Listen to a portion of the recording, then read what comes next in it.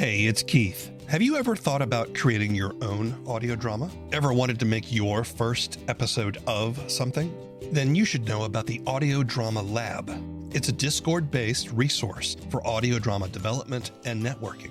You can connect with other creators, find actors and musicians, and even incubate your idea with step-by-step advice, accountability, and encouragement. Check it out at audiodramalab.com and start telling your story.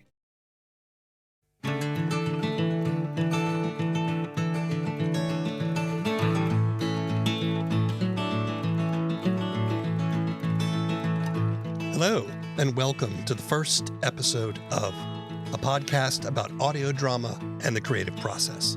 I'm W. Keith Timms, audio drama producer and podcaster. In this show, I listen to the first episode of an audio drama, then have a discussion with the creators about their show, their methods, struggles, and successes. Today, we're discussing the first episode of The Call of Cthulhu Mystery Program. Do you hear that? In the cruel blackness of night, an unknowable evil from beyond time cries out.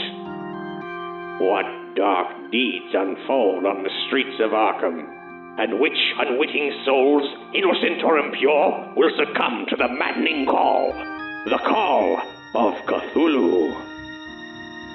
Part audio drama, part role-playing game podcast, The Call of Cthulhu Mystery Program is a hybrid creation run by Kat Blackard of Omniverse Media. Using the tabletop RPG The Call of Cthulhu as a springboard for collaboration, the cast tells stories inspired by H.P. Lovecraft's works of cosmic horror through a tabletop game session, which is then edited, scored, and in some cases rewritten and re-recorded under Blackard's direction. The show is an anthology of horror comedy tales. The first episode, The Terrible Secret of Lot X, introduces us to wealthy world traveler Estelle Thorpe, who discovers a diary and a lot of items she purchases at an auction. The diary chronicles a series of disappearances in a nearby town, and Estelle assembles a team of eccentric adventurers to investigate. I spoke to Kat remotely from her home. Why don't you tell us a little bit about yourself as a creative type? I often call myself a collage artist. I can't keep to just one genre or one medium. Everything inevitably, even a simple idea will get more and more complicated, and I find myself building and building and building. And that's not something that I do alone. I'm somebody who loves working with collaborators. I started my life as an illustrator because I had really vivid dreams that I wanted to hold on to, and once I got the hang of writing, I did that too. And then it kind of, over the years, turned into I did whatever I needed to do to tell a story. I run a company called Omniverse, where myself and a lot of other creators of varying backgrounds in terms of their creative output get together to tell weird genre-bending stories. So have you always had this kind of creative streak? You said you learned to draw because you wanted to record your dreams. Was this back when you were a child? Yeah, when I was very, very young. So talk to me about that. What drew you to want to record your dreams, and then how did you develop that into your other artistic endeavors? Like I said, they were vivid. These were things that were stories, really potent stories, and sometimes they felt more real than my actual life. So I wanted to do everything I could to hold on to them, and in some cases, try to make them real. And Yeah. if I had to psychoanalyze myself, I'd say that that's probably in no small part to do with being a transgender person. There were a lot of elements of those dreams where I was seeing pieces of myself that I couldn't internalize based on the world around me broadcasting their idea of what I was meant to be. Right. Do you do other things like, do you do music? I don't make music, but I do have a kind of fluency in it. I was a pop culture journalist for a long time, especially when it comes to music. I was a staff writer for the music website Consequence of Sound, which is now known as just Consequence, for over a decade. Cool. I wrote about a lot of different things there as they kind of branched out, but they started with music, and so that became one of the primary things that I'd write about. Yeah. Myself, I got started in theater and performance mostly, but I took music for a while and I took drawing classes. I never was very good at drawing, but I guess if I had stuck with it, it probably could have improved. But I've always liked that, you know? So I find myself drawn to a lot of different arts. And personally, I love the multidisciplinary, like performance art kind of stuff, where it's narratives that are told through many different media that intersect in different ways and so forth. I don't know if you know of Laurie Anderson, the performance artist. But Laurie Anderson is one of my biggest influences of all time. She's such a hero of mine. Laurie Anderson was she was the subject of the first article I ever published for Consequence of Sound. What is it about multidisciplinary and multimedia storytelling that you like, maybe in favor of more traditional modes of standard narration or things like that? For me, art is in a lot of ways about the act of seeing something. I take a very to bake an apple pie, you must first invent the universe kind of approach. At least let's not like an edict. Like that's not how I want to be, but it is how my brain works. Yeah. And so I kind of can't help it. I see everything with a kind of dimensionality that once I get into the guts of a story or a project, it starts branching out in a lot of different ways. I just over time have solved those problems for myself in terms of how do I do this? Okay, well, cool. I've not mastered that, but I'm good enough at that I can keep going with this and plug on through. I've also existed predominantly in an independent space. I've had the fortune of being able to do that for a long time. And so that kind of problem solving that turns into skill sets and so forth is just kind of part of the territory.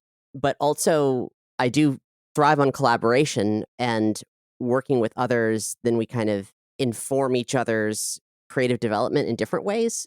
The collaboration is one of my my biggest skill sets, in addition to being able to kind of at least poke my way through certain disciplines that I might not have a major handle on. But at this point, I'm a professional graphic designer and I'm a professional illustrator and sound design and writing in multiple disciplines. And I have ADHD, which might explain a few things.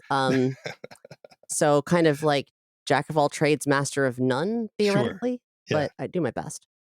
Can I ask what you do to pay the bills? It is podcasting. Okay. I'm fortunate to be in a situation where that is, for the time being, a workable thing, like podcasting and freelance work and a bunch of different things like sensitivity and diversity consultancy, for example. Again, I find myself in a very fortunate circumstance that's more complicated than I can really get into here, but I'm able to live meagerly, therefore live creatively. Oh, I like that. I like that a lot. And this is Omniverse Media, which you mentioned before, right? Which is your production company? Yeah, I have a career that goes back over a decade in talk podcasts and also role-playing podcasts, sometimes commonly called actual play, but I don't really think that applies to what I do, because actual play implies that it is a recording of the document of the tabletop gameplay, whereas I've always looked at tabletop gaming in the podcast medium, and insofar as how I've done it, as the template for what for audio storytelling. Yeah. We create the story together, but the final product could have original score and cinematic sound design and so forth, which is the genesis of where the Call of Cthulhu Mystery Program comes from. But before that show, there were multiple other shows that kind of led to where we are currently insofar as our craft. I guess you have a history as a gamer? Yeah, in a lot of different senses. However, when it comes to tabletop gaming, I actually had never played a tabletop game until I played one for a podcast. Oh, that's interesting. So it's always been really performative for me. It's always been a theatrical thing. Even when we did it in this, our first show was called Dungeons and Doritos. That was something where I took character role play to an extent that sort of encouraged everyone else to do that too. And it became the basis for that sort of performative role playing with the intention of making it an audio drama, became the basis for what we did going forward. As the contingent winner makes her way to her automobile, the sore loser steps out from behind a nearby car. His graying hair is an unwashed mess, hastily combed to the minimum standard that would have gotten him in the door. His heavily scarred face is the only thing wiped clean. Beyond that, his flesh is covered in grime around his neckline and ears. His hands are filthy. He staggers forward, his shirt partway open, clutching something close to his chest, obscured by his jacket. This clearly unhinged man has made his first move. Now it's time for Estelle Thorpe to make hers. He's only a few feet from you. What do you do? I stand my ground, cautiously. Look what they've done to me. I'm him and he killed me. That bastard killed me. Keep your distance. He is holding something out at you. As in he's offering something to me, or he might have a knife. You're not sure. This is a crazy hobo. I mean, you can roll psychology. I will roll psychology. I have a 60 in psychology, and I rolled a 40. Okay. Well, he is heavily unhinged. He has not seen proper sanity for a long time, but he doesn't seem threatening. Tell me a little bit about the show in your own words.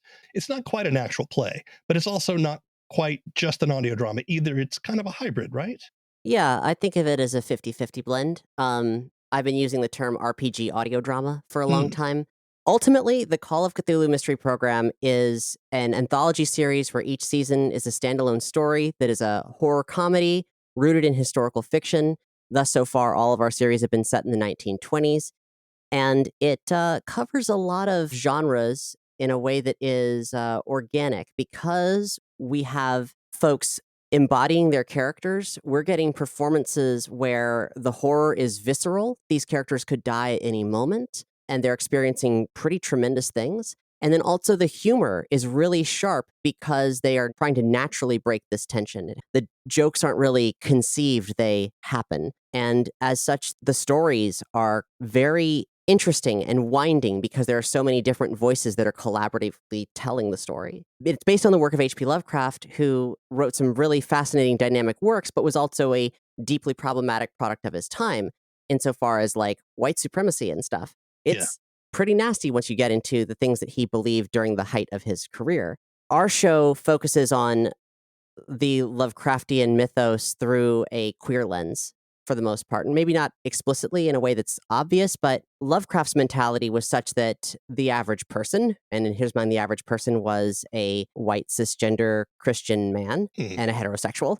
They might look at a being with more than two eyes and strange appendages and weird insect-like wings that's the size of a Volkswagen and have a sort of existential fit and become totally terrified. Yeah. But that's a really anthropocentric view of things, the lived human experience, the lived human aesthetic as like this dominant force that the entire world revolves around how humans perceive it. But we don't exist in a world where humans are truly the dominant species. Like our species is kind of, it has a deeply problematic impact on the planet. Other species and their perspective on things are just as valid as ours are. The world does not exist to serve us.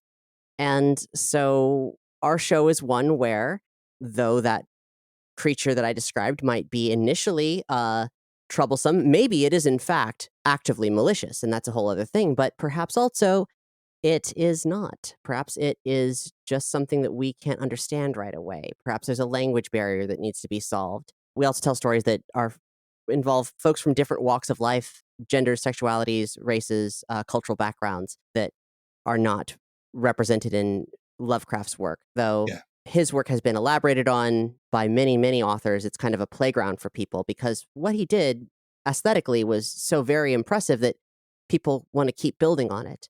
And in many cases, I'd say improving it. This is a debate that I think a lot of us wrestle with, this idea of how can we appreciate the art when the artist is troubling or difficult or problematic, right? Yeah. You know, I'm thinking like right now I'm looking at all the news about, you know, the new Harry Potter game, and of course J.K. Rowling has made some questionable and unlikable comments about transgender people. And yet Harry Potter, I mean, are we allowed to like Harry Potter still? Are we allowed to enjoy her work despite that? And I don't know that there's an easy answer to that question. It sounds to me like you're trying to sort of appropriate Lovecraft and then do something different with it. Yeah, well, and it comes from a very sympathetic place as well. Like, there's a lot of historical indications that Lovecraft was a closeted gay man who is like dealing with a ton of social baggage. That's complicated. I'm never going to apologize for him. He was an outright monster. Yeah. He has some very nice things to say about Hitler. But here's another example in addition to Harry Potter. I love Ender's Game. Right. Orson Scott Card is a bad person. Orson Scott Card actively worked against equal marriage in the United States. Yeah. And the messages in that book run contrary to really everything that he came to embody later in his life. I don't know what his personal journey was or is. What I do know is I'll recommend that book all the time, but I'll say, buy it from a used bookstore. Yeah. J.K. Rowling is someone who has more money than the Queen of England and a ton of power. She actively used her funds to fight Scottish independence, for example. She's waged a bunch of cultural and class wars using her money as power. But Harry Potter's meant a lot to a lot of different people. And there's a lot of folks who are doing some really great analysis of it and discussing this specific issue when it comes to that series. It is possible for someone to create something beautiful and inspirational, and then they themselves to be an asshole. Yeah. A bunch of the kind of like racial and like anti-Semitic content in her books is not okay, but you can still find something in there that you connect with. Yeah. And as long as everyone's cogent of that and like folks aren't actively funding somebody who is really financially invested in different forms of oppression, it's hard to do. Universal, etc., wants to keep making money off of Harry Potter, and you might be inclined to still want to enjoy Harry Potter, but none of those people need your money. Pirate it. It doesn't matter. I really like what you're doing with Call of Cthulhu Mystery Program. As you said, viewing this universe through a queer lens, and highlighting the fact that, yes, of course, the gods don't care about us, that they're all insane and monstrous, and that would drive me mad. Well, it might drive you mad if you're used to being the center of the universe, like a cis white man was back in Lovecraft's day. Yeah. We're not the only people who are doing things like that. There's plenty of authors, especially in the literary sphere, that are doing this kind of work. I'm really glad to be a part of it because the 1920s and 30s have so many parallels to the sort of social situations that we find ourselves in now. It can be really informative to tell stories in time periods like that that can give us collectively a greater perspective on where our species has come from, the struggles that we've had, and how we might persevere onward. Yeah. Where did the idea come from? Let's do an actual play, but let's also make it an audio drama. When we were doing Dungeons and Doritos, it did start as a pure actual play. I mean, it started as really a joke of like, what if instead of doing our normal talk show, we just played Dungeons and Dragons? Ha ha ha. As far as I know, I'm sure there had been people who were releasing tabletop role-playing sessions as podcasts at that time, but I wasn't really aware of them. It certainly wasn't a genre in and of itself. We did that for a while, kind of in our own little bubble, and had a lot of surprising success doing it. I had always been a fan of audio dramas and different forms of audio narrative storytelling, like Laurie Anderson's work, like concept records like The Wall. So it wasn't much of a stretch to start putting music in and start adding sound effects. Eventually, that elevated to the point of collaborating with a composer to create an original score and getting cinematic sound design. Yeah. We were doing crowdfunding for our work before Patreon was a thing. And we're sort of organizing through our website different kinds of monthly donation drives. Eventually, we did one to determine what would be a role-playing one-shot that we would do, that our fans would choose the system and we'd just do whatever. We did this a couple times. The second one rolled around, and the Call of Cthulhu, which had been a runner-up the first time around, was the winner. We gathered together our usual cast of hosts and played the game, and it was a great experience. I'd never played it before. But our game session, what was supposed to be a one-off, went for several hours. Yeah. I was like, well, this isn't a one-shot anymore. We got to do something special with this. So I realized, okay, so I'm going to have to break up this winding investigation-based story and figure out where episode breaks are. And the next thing I knew, I was writing it. Like, we had all gathered together and collaboratively built the story through role-playing. But then I was doing a layer of production that I had never done before. I created a radio framing device that was presenting the episodes as episodes of a radio serial in the 1930s and building out different ways to divide up the action and the scenes and restructure them and move them around so that they felt like satisfying episodes of something. For listeners who maybe are not totally familiar with an actual play style podcast, tabletop role playing is usually a largely improvised session of collaborative storytelling with rules about a genre, fantasy, science fiction, horror, what have you, where the story unfolds based on a game master or referee who is kind of the one who holds the secret to the stories and helps move things along, and then gets the actions of the players to participate. And they indicate what they wish to do within the confines of the story. Sometimes dice are used to add a random element to determine success or failure of certain choices, and so forth. And actual play podcasts, a lot of them are simply recordings of a group of friends playing a game. But your show's a little different because there are some sections which clearly sound like it's a role-playing session. You can hear the game master describing the situation. You can hear people roll dice and talk about their skills. But then there are other sections of the show which are, to my ears, they sound very much like scripted audio drama content, with two people actually having a scene, a discussion about what's going on in the story and that sort of thing. I saw something horrible today. A deranged man tried to outbid me. He confronted me afterwards and he said, "I'm Charlie and he's me." But he got me killed. Like, he said that he got me killed. Was it Pell? Back from the dead. I don't think so. Surely someone would have recognized him, but maybe a grave robber. He showed me an organ that was beating on its own. Blessed Mother, are you sure? It was like a dream. It happened so fast. He said something like, "He who shall not be named killed those boys, and it's my fault." Something about a king making his entrance. I moved to Estelle, kneeling in front of her, holding her hand. I can now see she's much more affected than she's letting on. Beloved, are you all right? Of course. I mean, yes.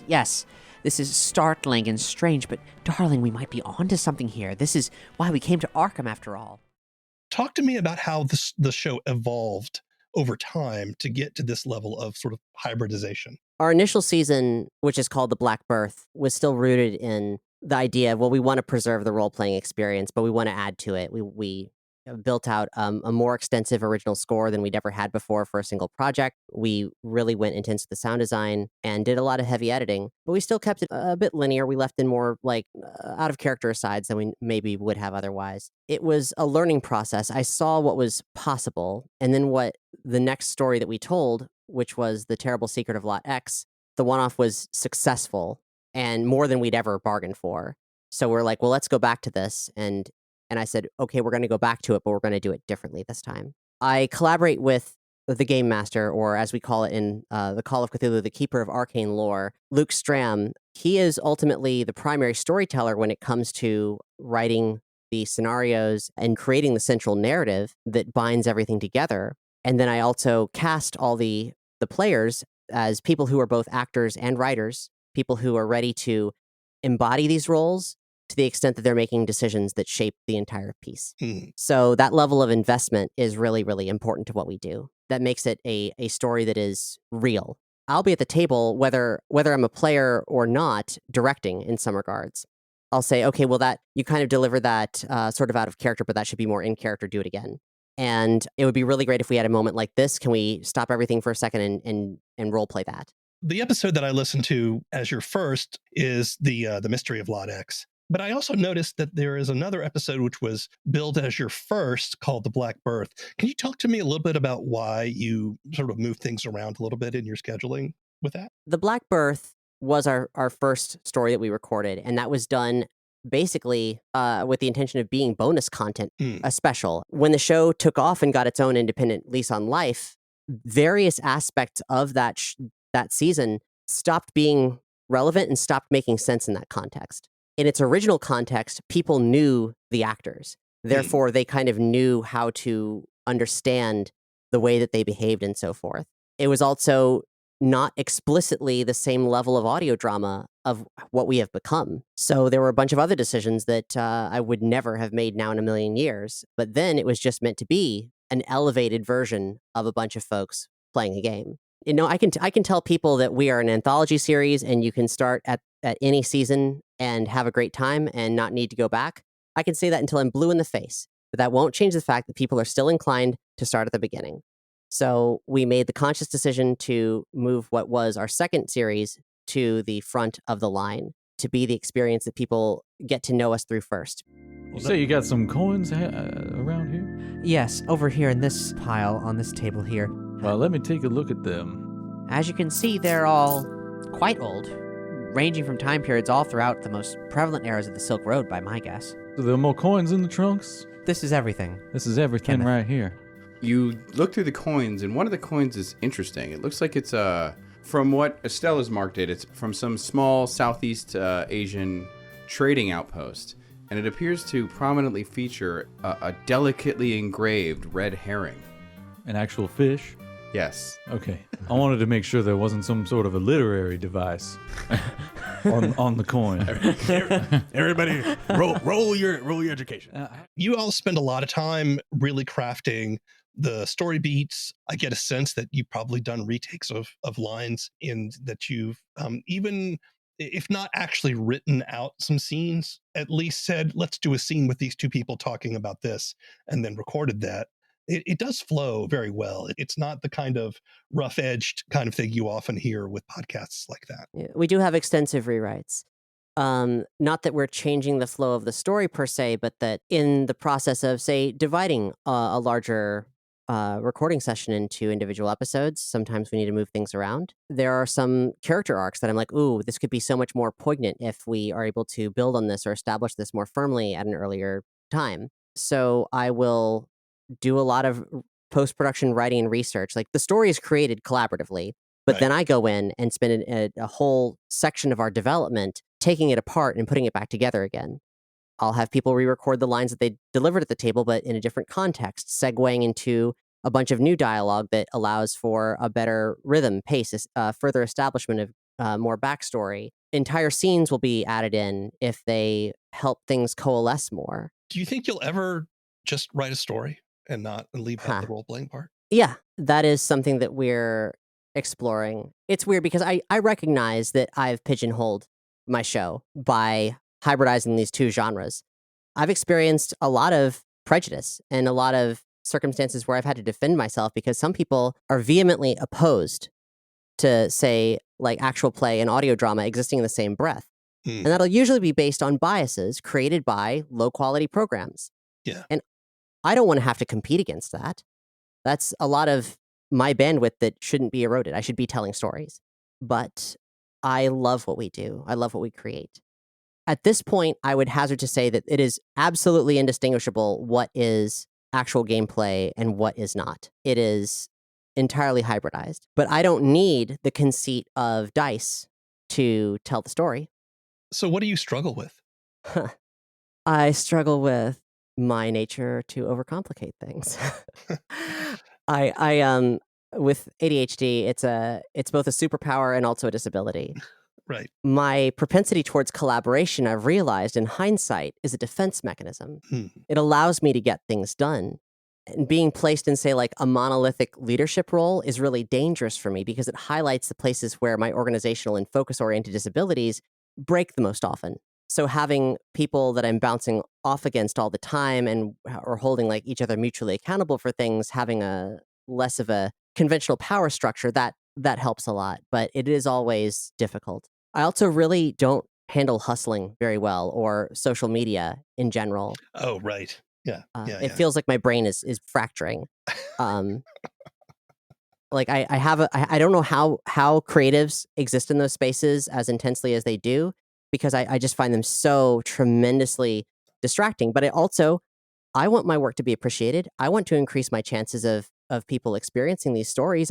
We're all working really hard on them. I want them to do well. But I'm a small studio. I don't have a lot of bandwidth. And anytime that I'm working, like trying to shift gears in my brain to work in a social media context, is time that I'm not creating the things that people actually want to see or hear from me. Yeah. Or that makes me happy. How do you measure success? Well, allow me to get a little bit personal and hopefully not go too off the rails too much of the long story. Sure. I mean, it would be great to be able to have a truly livable income from podcasting. But that is, who knows if that's even ever possible in a way of still being an independent creator. There are a lot of compromises that have to happen there. Yeah. I've talked a little bit about, in vague terms, about my experience of transition and how I wasn't a fully formed person beforehand. Well, part of me waking up to the truth of myself is in tandem to this sort of measurement of success. When I was a journalist, I would always put a focus on talking about media. You know, in a lot of talk podcasts, people will share what's been going on in their life and stuff. And I was adamant, like, no one wants to hear about that. I don't exist. That was a way of me not being comfortable with the reality of my physical presence as a person. It was more comfortable for me to exist as a voice in a box who was talking about media. That's something that I was okay with.